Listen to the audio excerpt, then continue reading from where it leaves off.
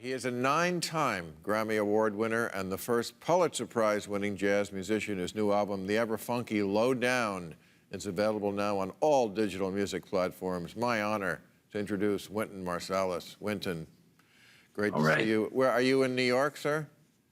It's such a pleasure. Yes, it's a pleasure to talk to you. Thank you. Well, and to you too. Now you were. I was worried that you might have been affected by the hurricane because I know you have New Orleans roots, but no, it missed New Orleans. Yeah, were you there for Katrina? No, I was in New York. I've been in New York since 1979. Okay. But my relatives were all there, so of course, anybody from New Orleans, that was a definitive event. Well, listen, I enjoyed your latest so much.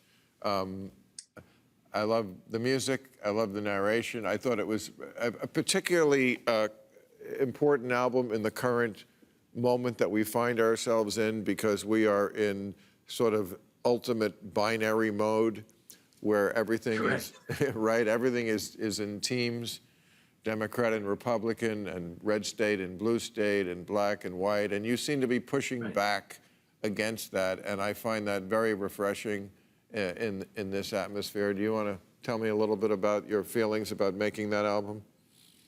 Yeah, well, we're being hustled. I think in every decade since the 1980s, I've written a piece that deals with America, our social life, themes of class, race, politics, civics in general. And I've been driving across this country. I'm afraid to fly, so I drive everywhere. And I know people in all of the states. And I've had good spirited arguments with people all over. And this piece is entitled The Ever Fonky Lowdown. And it provides a blueprint to show us how to rise above populist propaganda on either side in the hustle. And it encourages all of us to have a much deeper level of communication and engagement with our largest possible community. It's really the only thing that's going to save us. It's a collective creativity. And the music satirizes the things that divide us, actually. And it encourages us to see in ironic detail how foolish a lot of this stuff is, and for us to inspect very closely what is going on, and then fight for the world that we all can envision creating with and not against others. Yeah, I completely concur with that message. It's a difficult message to put across nowadays because people are on their teams and they don't want to hear anything different. When I criticize the left, even though I'm a liberal, I hear it a lot. Like, why are you saying that?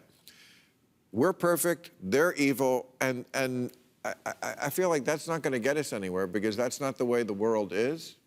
That's not the way the world will ever be. I know you signed the Harper's letter, which was a letter in Harper's Magazine a couple of months ago. It was organized by Thomas Chatterton Williams, and it was signed by 150 very impressive people, almost all of them liberals, who were basically pushing back against cancel culture and saying, we feel stifled. We do not want to walk on eggshells anymore. We want to be able to speak freely, think out loud, and not have to suffer repercussions. And you are one of the signers, and I applaud you for doing so. Well, I didn't understand all about who signed it. I didn't know everyone who signed it, but I actually signed it because there was some black conservatives on the letter, and I just wanted to say, yeah, we should all speak to each other. But then it was cancel culture and all these things are a bizarre form of imitating other elite forms of oppression. It's like blacklisting, McCarthyism, Salem witch trial, so on. People who have been victims of a certain type of oppression tend to create that same victimization when they get the chance to get some agency. It's not uncommon. It's just different forms of attempting to keep people quiet. When I was growing up, my mama, whenever she really didn't want to hear what you were saying, she would say, boy, why are you talking? Not what are you talking about? It's not what you're saying. It's that you shouldn't be saying anything. So the public space now is inundated with people trolling, people being paid to be on the internet, people dedicated to shutting everybody up. And what we actually need is a deeper dialogue, a richer dialogue. And as a jazz musician, that is our art. We have ours is the art of listening and of co-creation. So and we have a certain type of a live and let live culture.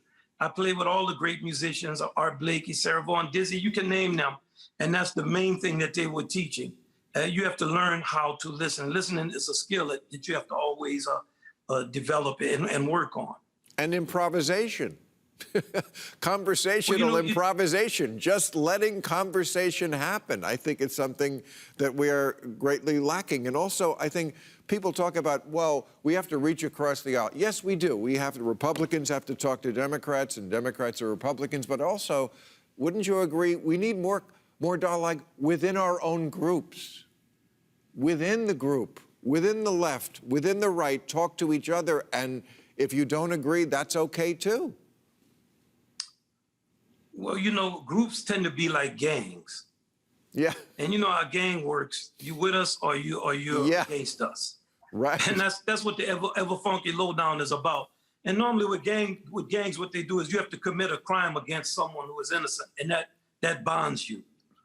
And this is actually the time to speak against it. Whatever we've been doing has not been working. So instead of us having a vision for our country, instead of us having things that we're actually working on that are constructive, we're busy arguing and fighting with each other and trying to. Now, of course, stuff like police violence is a prime example of what we're talking about. The Supreme Court in June didn't want to see nine cases or 7 or whatever it was dealing with qualified immunity. Now, it doesn't mean that would have changed the state of things, but it's just interesting that the country, when everybody is in the street talking about it, obviously it's a tremendous problem, that went under the radar. Nobody said anything about it. The highest court in our land saw it. So you start to get a kind of anti-reason and when things that don't have leadership, which in this moment, we don't really need a centralized leadership. In a strange kind of way, the fact that we are decentralized is helping us survive, not becoming like any other place this despotically ruled. So you do have a kind of a back and forth. But this stuff that's being talked. When was the last time a majority of 300 million people needed to call some police for something? I've been up and down the country. I'm saying if you get 400 people looting in Chicago, and they represent millions of people, and it's not. I'm speaking of something that the right is trying to use in their campaign. Richard Nixon already used this tactic. Willie Horton. These things work. It's a part of the Ever Fonky Lowdown. That's what Mr. Game says. You have to identify some other and then create a problem with them that's far beyond what that problem is. And then you've got to defend yourself from them. Caesar with the Gauls that were not the toga wearing Gauls, but there's some Gauls all the way over here that we've got to go attack these people. Y'all don't understand what they do. They eat their babies. They do stuff. You don't want that stuff here. So, these people are going to be in your house next week. When was the last time those people were in your house? Right. How are you going to pick on the poorest, most disenfranchised people, the most under attack, and they're going to be the enemy of the United States of America? Man, the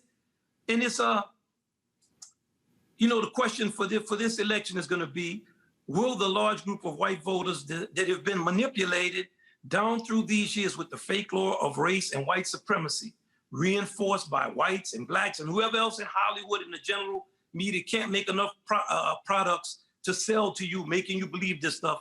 When is that large body of people who never owned plantations, who've been poor their entire lives, who've been struggling in this country to get ahead, when are they going to finally wake up and realize that money and power is the issue? And that the people they continue to be directed to attack have neither of the two.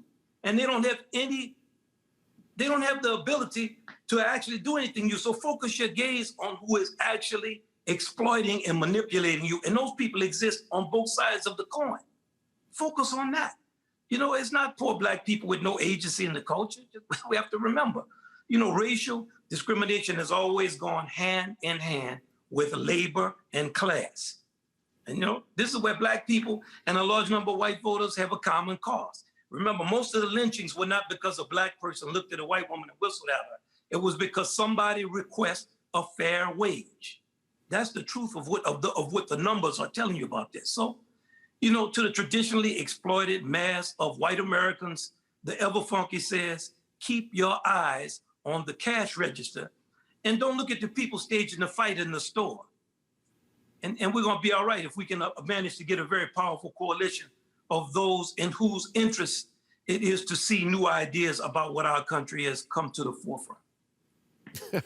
I am so glad I got you talking on that, because that was just amazing to hear. And more like that on the album. I recommend it highly. I thank you for doing this. It's an honor to speak to you. Thank you, man. And I hope to see you Thank someday in person, here and in concert. I can't wait. Okay, thank you. I can't wait. Thank you very Yes, sir. much. We got a lot of promise out here. Let's lead.